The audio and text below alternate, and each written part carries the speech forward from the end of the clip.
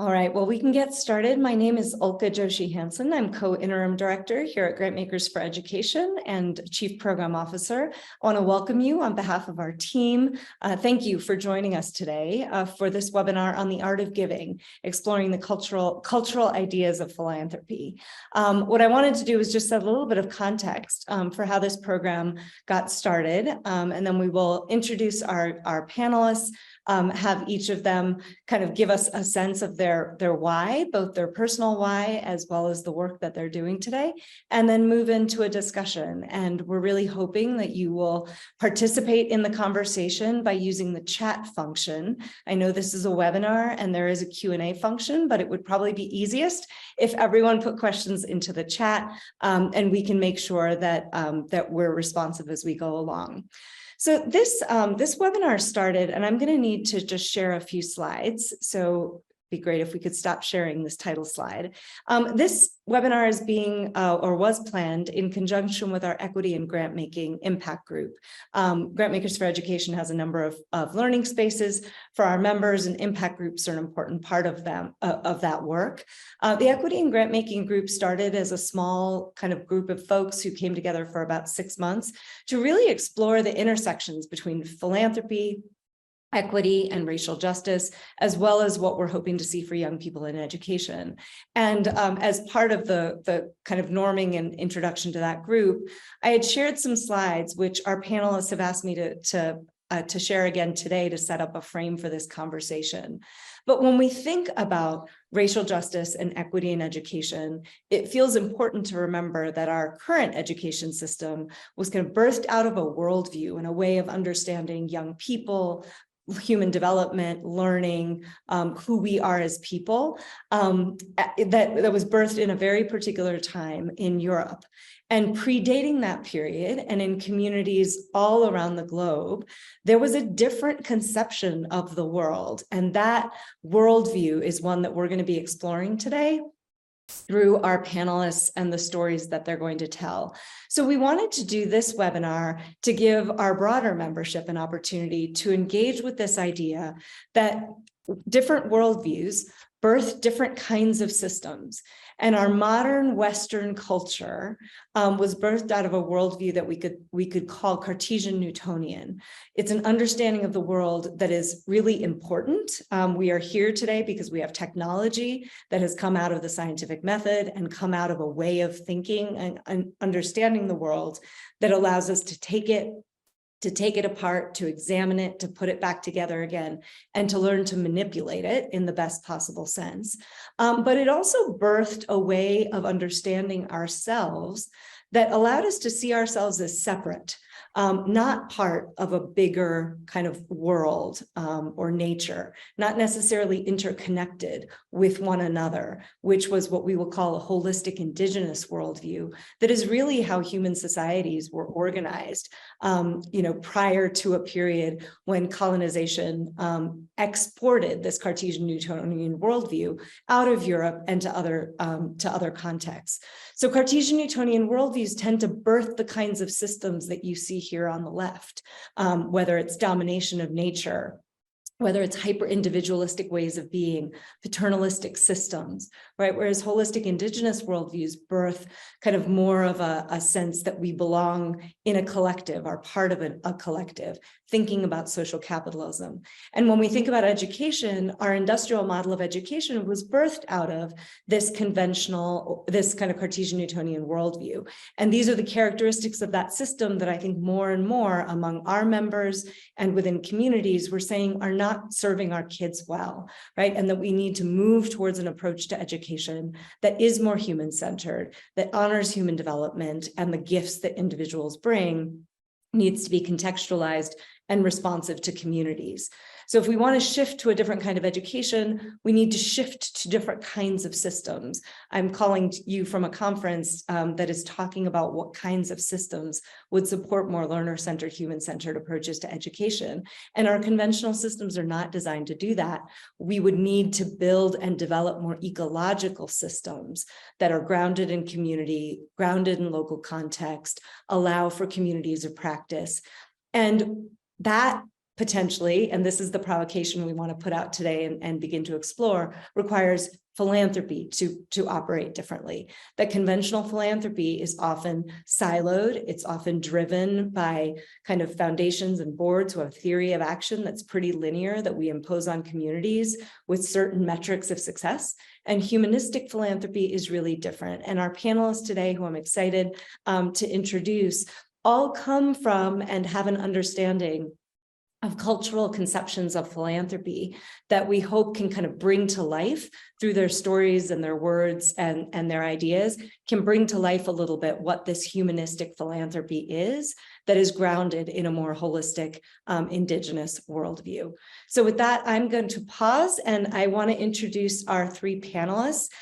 Today, Diana Cournoyer, who's the Executive Director of the National Indian Education Association, Joe Enlet, who is the former Consulate General for the Federated States of Micronesia, and is now a PhD student at the University of Rhode Island, and Crystal Gilliam, who's Director of Philanthropic Programming for 4.0. So welcome, everyone. Thank you for joining us today. It's an honor and a privilege to have you here to learn with and from you about the communities that you serve and the way that you live into your work. So I'd love to start by asking you each to share, and I want to start with you first as people, right? So I want to ask you to share just a little bit about yourself and your personal why. So why are you here? Why did you accept the invitation today to be on this panel in this role? And Diana, let's start with you. Good afternoon, everybody. Thank you. Excuse me for the opportunity to speak in front of everybody. As it was stated, I am the Executive Director of the National Indian Education Association. And when I saw on the agenda this question, why, my first, of course, through an Indigenous lens, my first thought was the why is the community. And the reason I do everything that I do is to serve and support all tribal communities, all Indigenous communities. NIEA represents American Indian, Alaska Native, and Native Hawaiian Indigenous communities, whether it's reservations, sovereign nations, federally recognized, state recognized, urban centers. But the why is because there hasn't been a voice representing Indigenous needs, specifically around education in this space of philanthropy, fundraising, program development, but essentially there hasn't been an Indigenous voice in the space of creating learning systems that are for us and that were created by us. And there's a difference. What was just presented is that education systems were created to us, to do something to us, to create good American citizens or good citizens in the way that was defined as a good citizen when the public education system was established in the United States. Why I'm here is so that I can help philanthropists, foundations, program officers understand how best to invest their dollars, their time, and their interest in spaces where Indigenous folks, community members, students, parents, my relatives can actually make a lasting impact. Thank you. Great. And Joe, let's bring you into the conversation. Hi, everyone. Can you hear me? Yes. Hi, I'm Joe Enlet, and so currently I am a PhD student at the University of Rhode Island, but I come into the space after years of community work and doing consular services. A lot of our work and my passion has always been advocating for Pacific Islanders and specifically for Micronesians. And one of the key issues, Joe, yes? I'm sorry to interrupt you. Your signal is going in and out, so I want to make sure that folks are able to hear you. And if you just need a second to adjust, so Joe is calling in not from the US. He is actually on his island. And so I just want to make sure that folks can hear you, and it might just be me. Can folks just drop in the chat if he's coming through? Okay, great. Then go ahead. It must just be me. Sorry, Joe. Okay. Yeah, no worries. So yeah, I have been serving for a while on the COFA Alliance National Network, or CAN, which is a national network that organizes specifically for the Micronesian communities in the United States, advocating for social, health, and economic justice for Micronesians, and a lot of times we work also with Pacific Islander communities. So we come from that certain lens. I also happen to work for the Federated States of Micronesia government as the Consul General, providing consular services for Micronesians in the Western United States. Now, one of the main issues that we deal with is this issue of invisibility, that Pacific Islanders and Micronesians especially often are not included in a lot of the conversations around community, even though Micronesia has been part of the United States history since the Second World War until the testing of nuclear bombs in the Marshall Islands, and all throughout the time of the Cold War. Yet until today in 2023, there still continues to be this lack of visibility for the community. And so we all know that when you're not visible and you're not part of the conversations, you often are left out of the allocation of resources, but also left out of many of the policies that happen that are supposed to be serving communities. So that is why I'm coming into the space to continue to lift and uplift the voices of Pacific Islanders, and from my lens specifically as a Micronesian, I come for that purpose. Thank you, Joe. And Crystal, welcome. Same question to you. What's your personal why? Sure. Thank you, Oka, for having us this afternoon. So my name is Crystal Gilliam, and as stated, I am the Director of Philanthropic Programming at 4.0. I am here today as a 20+ year educator, as a mother of two beautiful Black girls. And, it may just sound trite, but, I want to leave the world a better place than I found it, not just for my own children, but for everyone's children. So today, I just really want to highlight how philanthropy in the Black community can help to shift our education system, to help it to be more just and equal, to create an environment where they can thrive, not just obviously my children, but everybody's children, regardless of their zip code. My entire educational career has been spent in inner city schools. So I have firsthand experience of what an unjust educational system does to those communities, not just to the children, but to the communities as a whole, when we are sending children into the world who are ill prepared for what awaits them.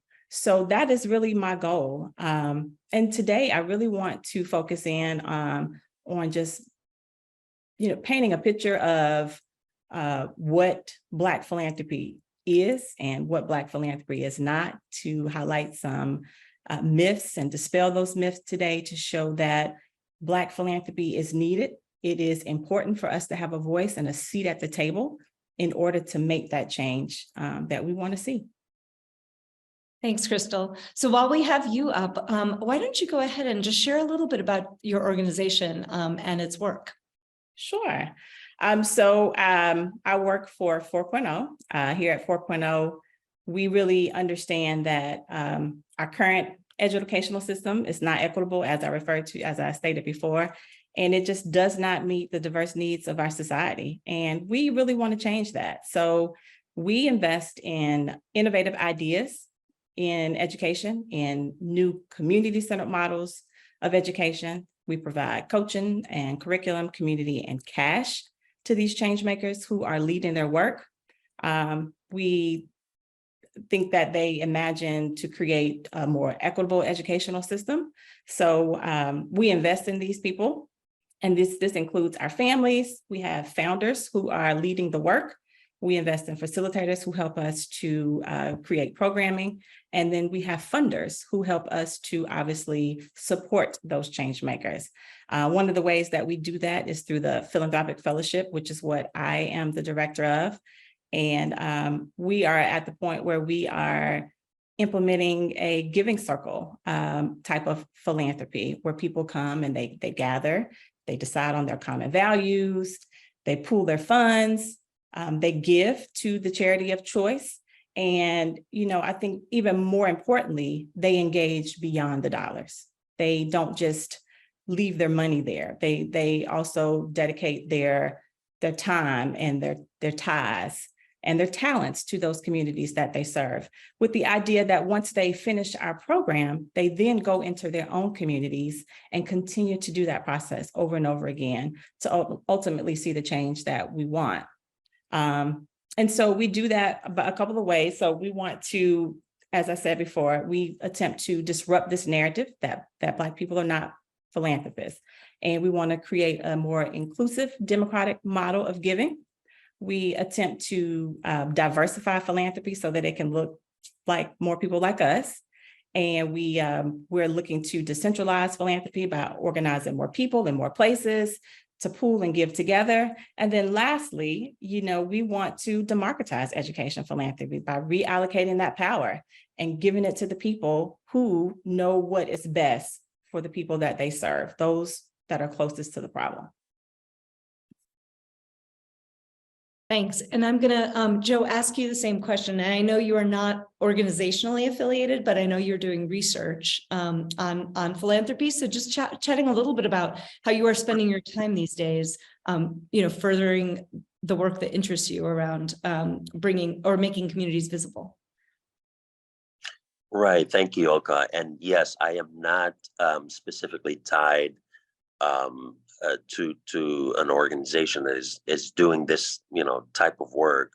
Right now, my what I'm doing right now is I'm doing a research internship with the Western and Central Pacific Fisheries Commission here in Micronesia. Now, one of the reasons why I got into this field is because for Micronesians and for Pacific Islanders, especially, the ocean is really our life. That is how we identify ourselves as ocean people.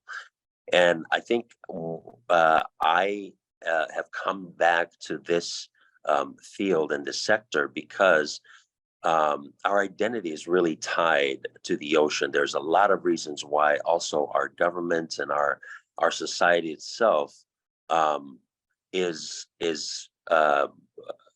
tied to the ocean, and we also find that is our biggest asset, our resources that fund a lot of the livelihoods of people here in terms of our economy.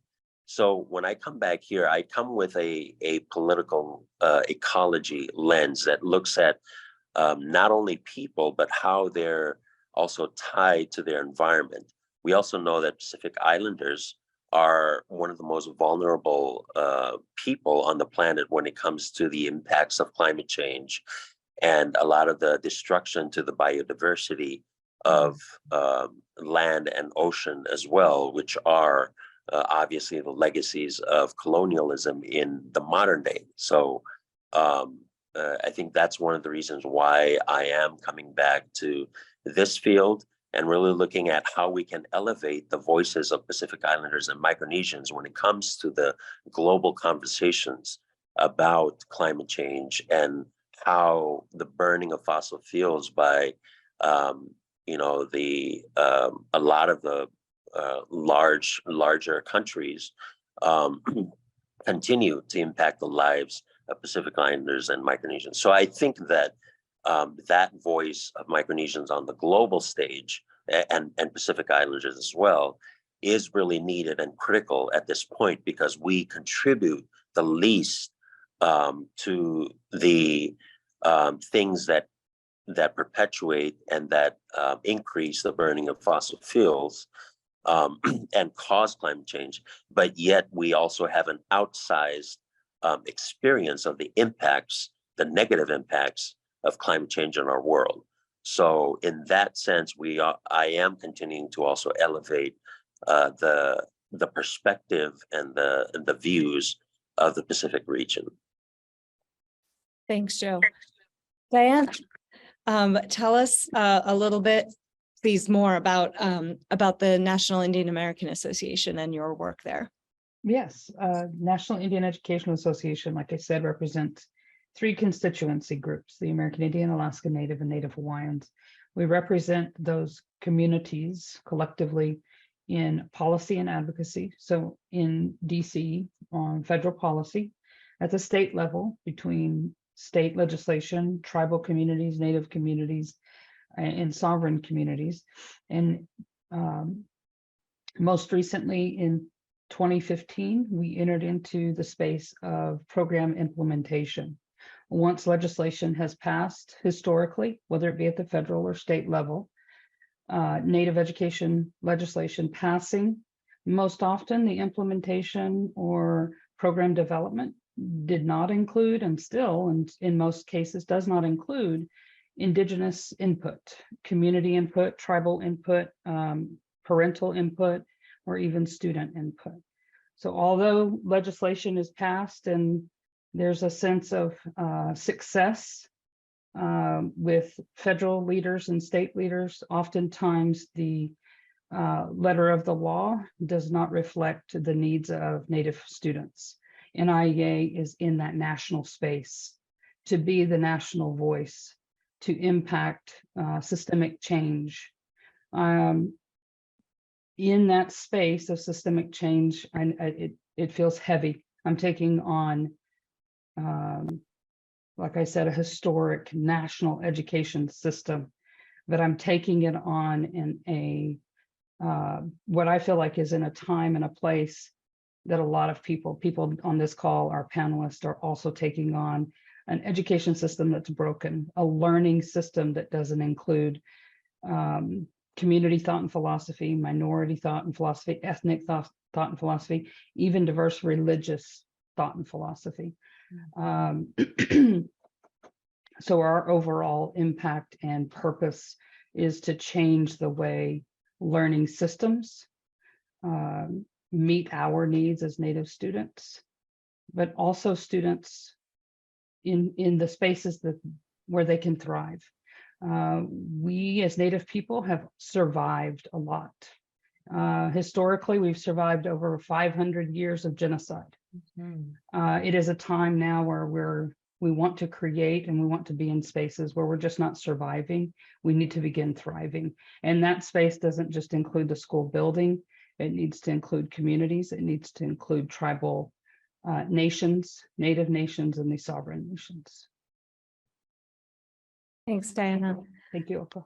So I want to go back. So part of why I wanted to introduce, have you introduce yourselves and your why and your organization is just so folks kind of can take the next part of our conversation in sort of the context of the work that you do.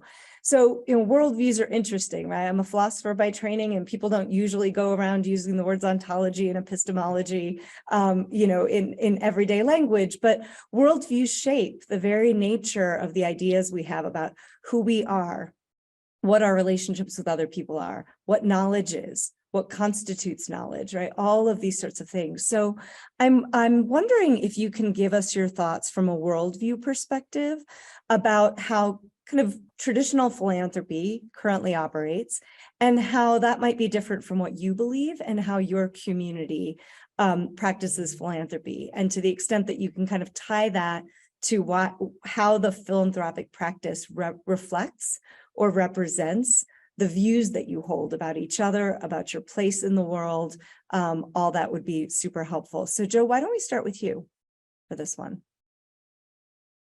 Right, thank you, Olga, and I welcome that perspective as a philosopher, also looking at the whys and the ingrained values that shape the way that we are in this world.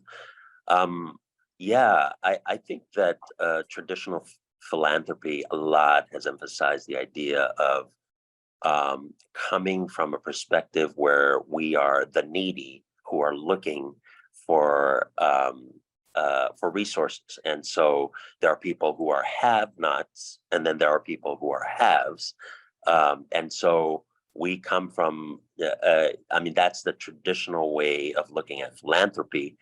But from a Pacific Islander Indigenous perspective, there's this concept of ownership where we believe that no one person or entity owns anything in the world. So it's a reframing of the idea of ownership, that we are all stewards of resources. We're not owners. So everybody is equidistant in a certain way from anything else in the world, that no one person or one entity deserves more of the resources in this world, but we all deserve it at the same kind of distance from those resources in the world, because we all own it, collectively. Not one person has more and the other people need to get more of that from another person necessarily.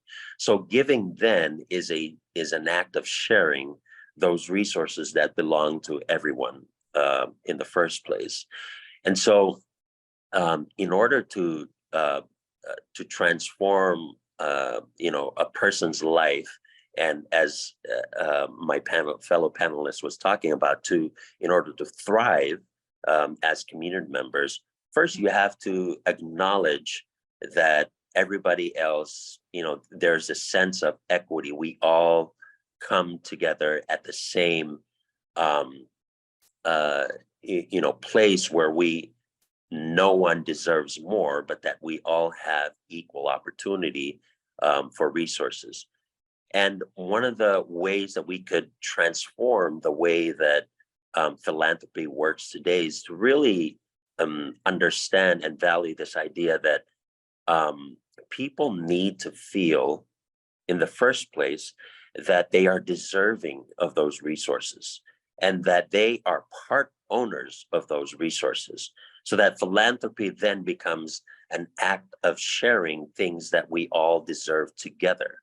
And so giving then emphasizes the idea of reciprocity, that we give and that you also are receiving something from, for example, those who are recipients of philanthropic work. So when people feel that they are mutually being part of the process and that there is a reciprocal nature, then I think that that's when especially from an Indigenous perspective, that is when philanthropic work can really be transformative for the community. It also does, in that kind of a worldview, you also elevate people who feel that they are invisible, people who are not seen, by the very fact that you put their names on resources and say, yeah, you are deserving and that you also are part owners of these resources. We just happen to be the ones who are stewarding them at this moment, but right now we are sharing them, and you in the first place, you are also part owners of this. So I think that reframing of the concept of ownership is really valuable, because it gives communities, Indigenous communities, a feeling that they are definitely welcome to the table, but they are also very deserving of those resources. Mhm. Thank you. So Diana, I'm going to go to you because there was a lot of nodding. Mhm. I just want to, again, echo what Joe said. Yes. Let us feel a part of the solution. Mm. Let us be a part of the conversation. We know better than philanthropists know why we're in the state that we're in right now. Is it going to be a tough conversation? Most definitely.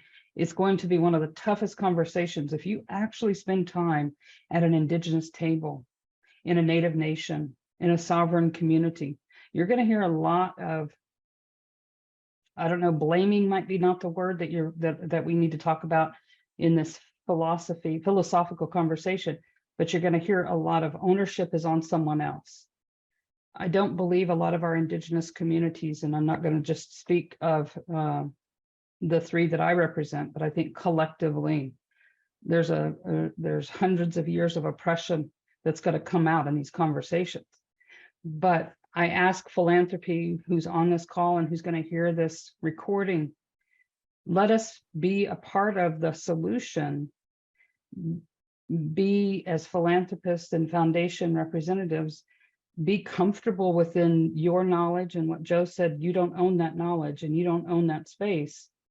You by luck, by blessing, by education and experience, get to sit at that decision-making space, but be at the table with us to solve our own problems.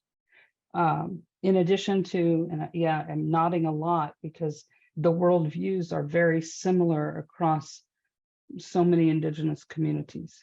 We're not here with all of these challenges and struggles because we wanted to be. We don't know how to get ourselves out of situations because we didn't put ourselves in these struggling, challenging survival spaces. They were done to us. And I go back to that phrase, things are done to Native people, not with Native people, not for Native people, but to Native people. And historically, everything in the education system currently was to remove our thought and philosophy from us so that we're not Native anymore. And that's the same education system that we are still using in tribal communities, on reservations, in schools that are 100% funded by a tribe or the Bureau of Indian Education giving money to tribal communities. We're still using the same education system that was used against us, to annihilate us, to assimilate us, to acculturate us. And all we do is put some kind of pretty beads and feathers on it, and we call it a Native education system. But the thought, the philosophy is not any different than what was done to us. I ask philanthropists to invest in us, with us at the table, to make that paradigm shift, to stop the world from going one direction and shift it into another direction. That's the dynamic systemic change that's going to have to take place for all Indigenous communities to reach that space of thriving.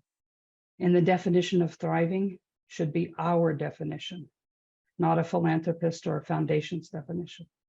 So thank you, Joe, for starting me off because I could keep on going. And thank you, Olka, for following up with the conversation. Thanks, Crystal. Yeah, I echo everything Diana and Joe said. I too was nodding my head because it is representative of the Black community as well. When I think about current philanthropy, the idea of a white-capped mountain comes to my mind, right?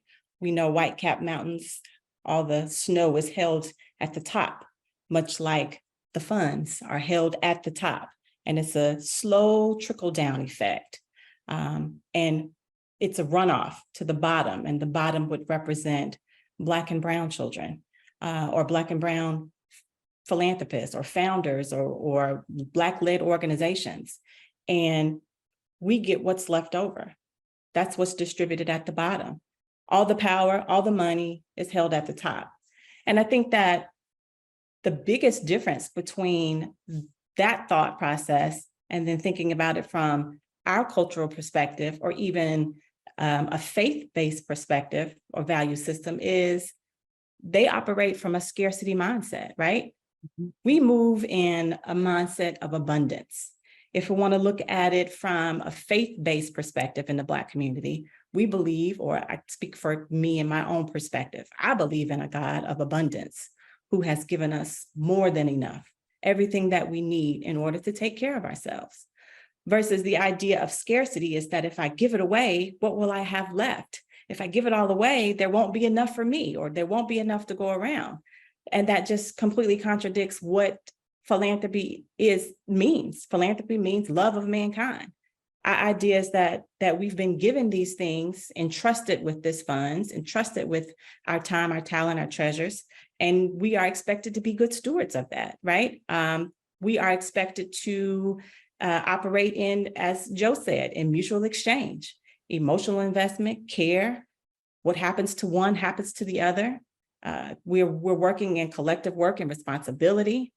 And we know that if we are practicing the idea of interdependence in our community, we're one body, we're all related, we're all connected, then we will be able to provide what we need because we're not worried about running out. We know that when we put it out into the world, it's going to come back to us tenfold. It may not come back in the form of the same form of money, and we're not necessarily doing it with the hope that it comes back. We're doing it because we know it's reciprocal. It is ingrained in who we are as faith-based people, that when I do what I'm supposed to do and take care of those whom I love and the community that I care for, it's going to show up in my community. My community is going to be well taken care of.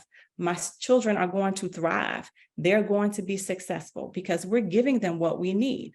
And I think that's just what separates us from this traditional philanthropy. Just that would be my biggest takeaway, the idea of scarcity versus abundance. Mhm.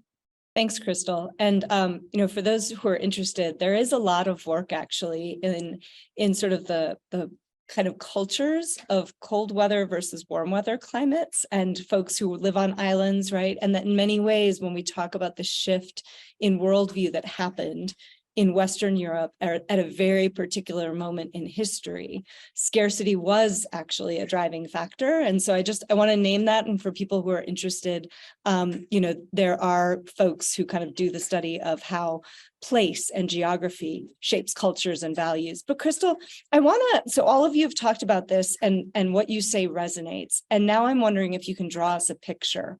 So if we were to imagine what giving looked like in your communities before, in this case, Western European worldview was sort of brought on first through enslavement and or colonization, like what would that giving, what did it look like before these Western values and Western approaches were imposed on your community?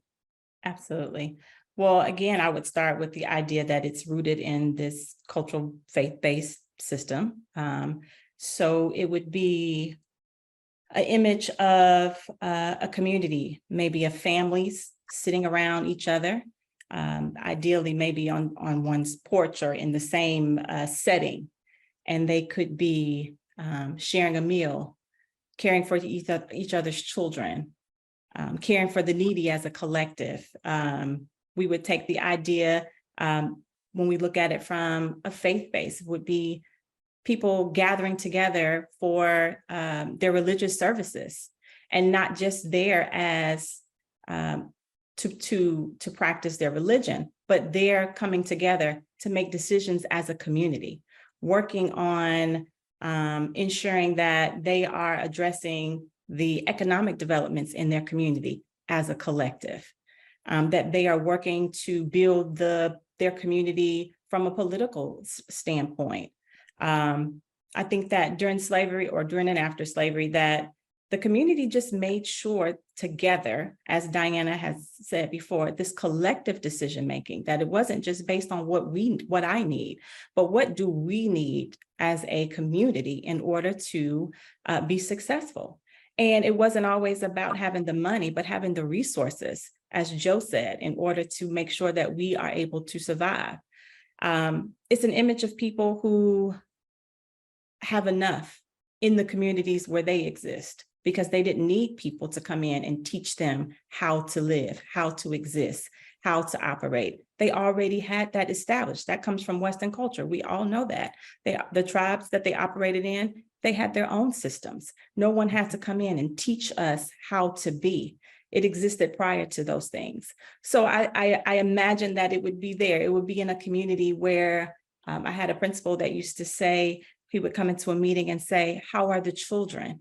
That answer would be whether the community is thriving or not, because the children were well. They were building a community where children were going to grow up and be successful, become leaders in their community without outside help, without any influence from colonization, but building those things, those systems in place in their very own communities. And I just think that if we could get back to that idea and that mindset of existing in those, taking care of the community that we have, everybody taking on their role in order for us to be successful, we would be, our educational system, our society as a whole, we would just be in a much different place. Thank you. Diana? Oh, The picture of what giving and philanthropy would have looked like, or would look like in your community. I think I can echo what both Crystal and Joe have said. First of all, it would be, there would be no haves and have-nots. In our Indigenous way of existence, yes, surviving was our ultimate goal, right? That was your outcome. Well, if we're going to talk about philanthropy and how you measure success, your outcome was surviving the winter, surviving starvation, surviving issues with crops or hunting, et cetera, et cetera. It was the surviving. But I think generally it was what I would call or relate to right in present day as service learning. It was service to others. If you were a have, meaning you were a leader in the community, a leader in the tribe, a leader in your Indigenous space, you were a have. You had blessings given to you. You had gifts given to you. You had power, but you didn't keep all of that yourself. You pushed that right back out to the community. So there was no haves and have-nots. Everybody was successful and everyone fed and supported each other. And I'm trying to relate this back to what philanthropy is today, and echoing what Crystal said in the mountaintop, and those at the top and those at the bottom, the tribal council, the tribal leaders, the native leadership were our decision makers, but they never made decisions in isolation. We had societies of women, of two-spirit, of children that collectively shared their needs. We included everyone's needs. Now, it doesn't mean we had to address everyone's needs, because maybe we couldn't, but we included everyone's needs. We listened to everybody. We were at the table understanding what the challenges were or are, and providing solutions so that everyone could thrive or survive. I don't want to keep beating and repeating what everyone has said, but I think philosophically, it goes back to what Crystal ended with, that if collectively we could all understand everyone's differences, and that's the key, we need to understand that we're all different and stop fighting the differences, stop fighting the diversity and embrace it, because that's what makes us so unique. This melting pot of the United States. We're a melting pot because of immigration. We're a melting pot because of the diversity.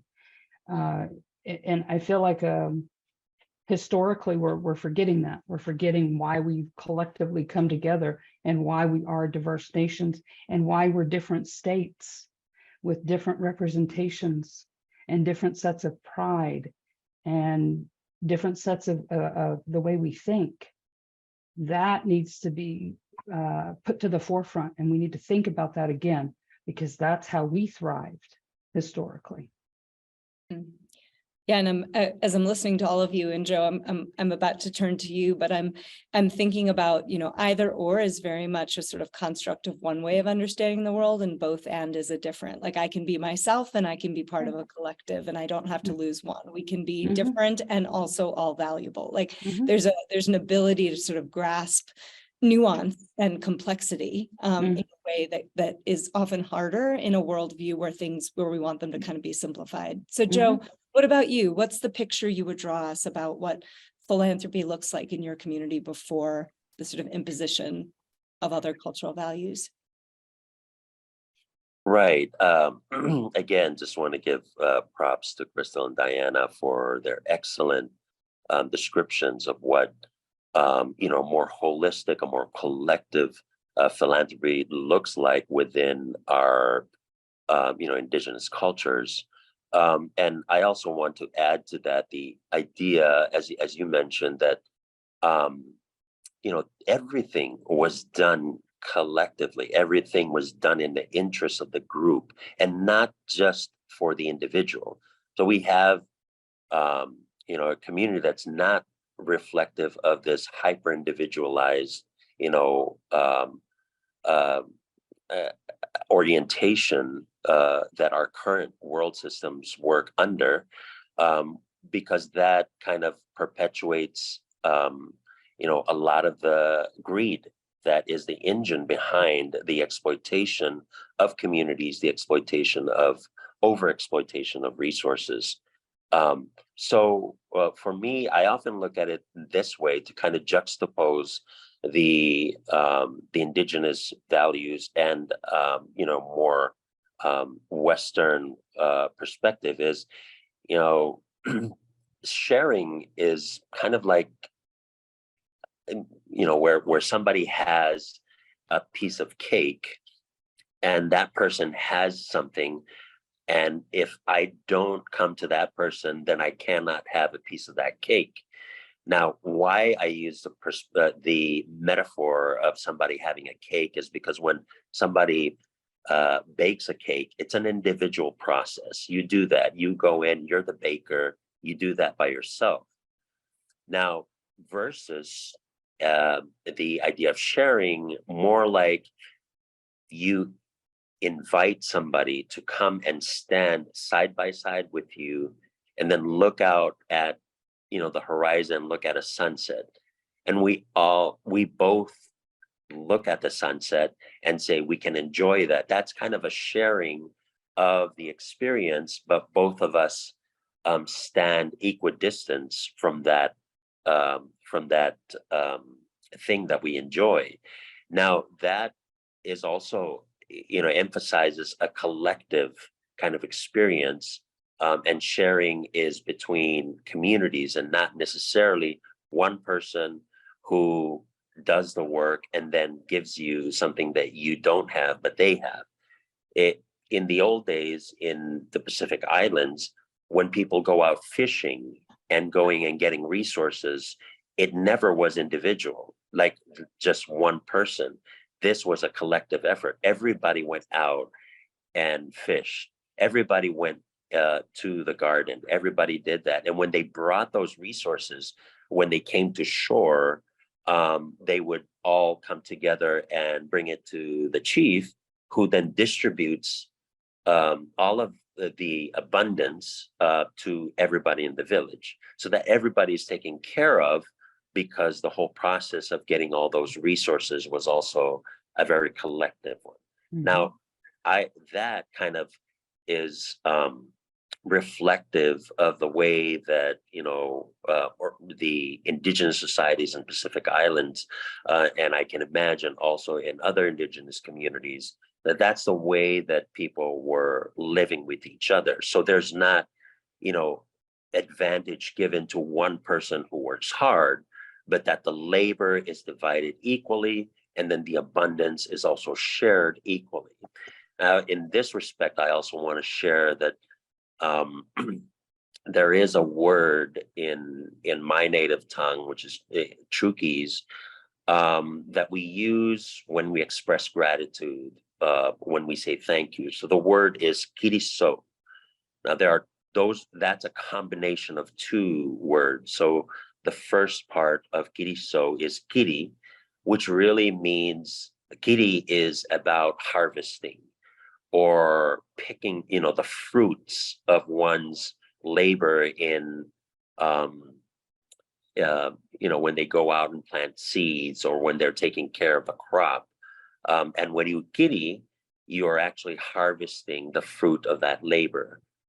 So that's the first part. The second part of the word kiriso is so, also sodi, which means that there's this sense of hopeful anticipation of what will come next. So again, it kind of goes to the idea that when you're planting a seed, or when you also harvest that, that you also have this hopeful anticipation that there will be a next crop, that there is a cycle of the fruits of your labor. So when you tell somebody kiriso, you're saying thank you because I am receiving right now, but I know that you will receive tomorrow. So built into our languages is this idea that everything is reciprocal, and that you take today, but the other person will receive tomorrow. So in that kind of like depicts how originally our communities, Indigenous Pacific Islanders and also Micronesians, have understood the idea of sharing. And when we come together as people are not coming because they're poor or they don't have, as we've mentioned before, but everybody comes as full vessels, that we are all naturally endowed with richness and with culture. And so it's really about building a relationship with others who you value and who are also coming not as poor people who need, but we all come together to share in the abundance of the work that we collectively contribute to, and then we all collectively deserve, because it is a shared experience. And so for Pacific Islanders, like I mentioned before, the idea of not being seen, being invisible in a lot of the conversations that happen, even within our own communities, it is important to understand that sharing of space is not because these people are invisible, because they don't have the numbers, there are few of them, but we share the space because that's their space too, right? That they deserve that, and we're just bringing them back to a place where they own or are part owners of. So that's kind of what I would say as like the original perspective within our communities. So just while you have, because you've started to shift, we have about 5 minutes left. I haven't seen any questions from folks, although Tasha put a question in the chat about her experience coming into philanthropy after over 20 years being in a nonprofit as a woman of color wanting to steward resources, and was surprised and wondered if others had a similar experience. But I'm curious to close this out. How can those folks who are working in more conventional philanthropic, conventional meaning, that what we have not necessarily been describing today, shift to a more community-centered approach, or maybe a different way to say it is effectively move resources to communities like yours that are grounded in a different set of values? What advice or suggestions would you make to folks on the call today for how to do that? And Joe, if you want to start, because you were kind of heading there. Yeah. Yeah, thank you. If one were really just focused on like, let's get all the resources to this community because they're invisible and we need them at the table, I think one really important thing is take a pause, and before you engage or invest in a community, so say the Pacific Islander or Micronesian community, it's really important for you to know that community and their story. And we say that a lot, but I think it's really important to do our research before we engage. We understand that they have particular histories. And my fellow panelists have talked about this also, is that, not just to group everybody together and think that they all have the same histories. Like, for example, even within the Micronesian community, there are particular stories about like the Marshall Islanders who have dealt with the impacts of nuclear bomb testings, where their islands and their people were devastated because of, you know, the U.S. testing nuclear bombs there. And so when engaging with the Marshallese community, that is like front and center in terms of the trauma and the history that they come with. So as a philanthropist, it's really your responsibility that before you engage those people, to understand that history, to really know that history, because when you talk to them and you particularize your approach towards that particular story, then that makes them feel part of, you know, rather than just you going out there and doing a cold call, but really bringing them in because you already did your homework. I think that's a really, you know, way to engage our communities. Thanks, Joe. And that speaks to, you know, a shift, like instead of saying, here's our RFP, everybody come to us, right? How you do things and how you engage may look different. Diana and Crystal, I'd love to ask you the same question, but layering on a question from Robin, who said she was curious about how the panelists are thinking about communities connecting and sharing their gifts now. So powerful ways that that people are doing this, because she's struggling to envision what it looks like from an abundance mindset. So if you can kind of give some advice and maybe address a little bit of Robin's question, that would be great. Crystal, do you want to tackle? Sure. So I will first acknowledge the first part of the question, which was what can they do to engage? I would say that they would need to first acknowledge giving in the Black community and what it looks like, right? It may not look like what they expect it to look like, but that doesn't change the fact that it is giving. It is the Indigenous approach of giving. So acknowledging that, then operating in the 6 principles of this trust-based philanthropy, you know, where we are spending time, I think Joe alluded to that, getting to know us, streamlining the paperwork, stop making it so difficult for us to apply for funding, do their homework, learn about these organizations, seek out organizations that need the funding in order to grow their organization. Be just transparent, you know, with why you may not be able to receive funding or what the constraints may be. Just being very engaged in the process. I think that the biggest takeaway would be getting to know us, helping to connect to other grantees. What if you can't fund us, then do you know someone else who can, that our work would speak to them? But don't just leave us without anything. What else can you offer? Much like the practice that we embody in my program, which is engaging beyond the dollar. It's not always about money. Money is important, don't get me wrong, but it's more than just that at times. And we need to be completely honest about that and aware of those things. And I think that traditional philanthropists or traditional philanthropy, current philanthropy needs to address that. The second part of the question, oh, I'm sorry. You're muted.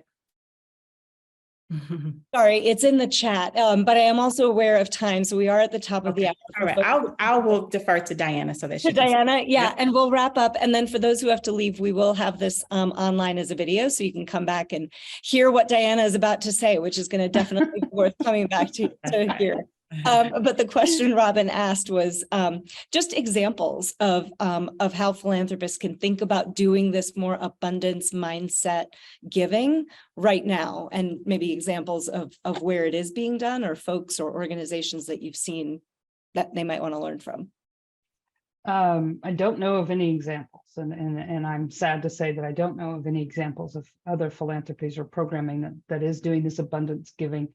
But what I will say in addressing the first part of her question is, I feel like collectively, and as everybody's going off, I want to remind everybody of systemic change. Philanthropists have a huge role and a responsibility. So many dollars, so much investment, but we need to start. We collectively, all of us on this call, the panelists, we need to start talking about and approaching our challenges with a systemic change mindset. We got to see behavior changes. We got to see community changes. And to do these huge lifts and changes, I think there's two major pieces that we panelists and those that have joined the call and philanthropists need to begin investing in. Number one, and this is echoing what Crystal and Joe said, you've got to start investing in this capacity building space. We have a lot of historical trauma collectively, all of the panelists and all of the communities that we represent, and philanthropists don't know these stories. I didn't know the story that Joe told, and I'm not African-American, and I don't know the stories that African-Americans hold in their hearts and that they experience. Same with my communities. You have to begin investing in us way before program implementation takes place. Capacity building, historical trauma, addressing issues so that when we do get to that program implementation phase, we are ready for systemic change. Right now, my organization only receives enough dollars, 2 to 3, maybe 5 years to address a program, but not to leave a lasting impact. And I think number two, and this is echoing Crystal and Joe, philanthropists have got to come to the table. Stop living in your offices, stop living in your homes. If you're truly going to invest dollars and meet us, mission, vision, goal, and want to see an outcome of change, you got to come to our communities. You're gonna have to sit at a table with a Native family. You're gonna have to sit at a table and invest in us and let us tell you how we see change for our communities. And I know that's a big ask for philanthropists, and I'm thinking big philanthropists, but I'm also asking to invest in all these communities, this panel and who we represent, re-granting. We know our communities, invest in us, and we will turn that money out into communities, and we will show how we can make capacity and leave systemic change where behaviors are changing so that we're thriving, and we'll meet all of your outcomes and we'll address all of your paperwork. Thank you. May I add something? Okay. Oh, I yeah. would also Go ahead, add Crystal. that to echo Diana, that would be my response. Invest in 4.0. We're an intermediary. We invest in change makers. We know where the money should go and to whom it should be distributed to. Trust in us. We're the people closest to the people who are closest to the problem. And we deserve a seat at the table, just as they do as well. I just wanted to add that. Well, you are getting a lot of thank yous in the chat for being here. So Crystal, Joe, Diana, thank you all very much for being here, for sharing some of your stories, your wisdom, your insights. Really appreciate it. Your last comment was a great transition into the fact that we have a webinar on the importance of intermediary organizations, whether those are funders or kind of nonprofits. So please join us for that. And I think there's a slide with upcoming programs, but Rebecca has also been putting those in the chat. We've got some updates on equity and grant making in our benchmarking report coming up, and then recruiting, retaining, and diversifying the school professional workforce. So thank you to all of us who joined today. Have a great rest of your day.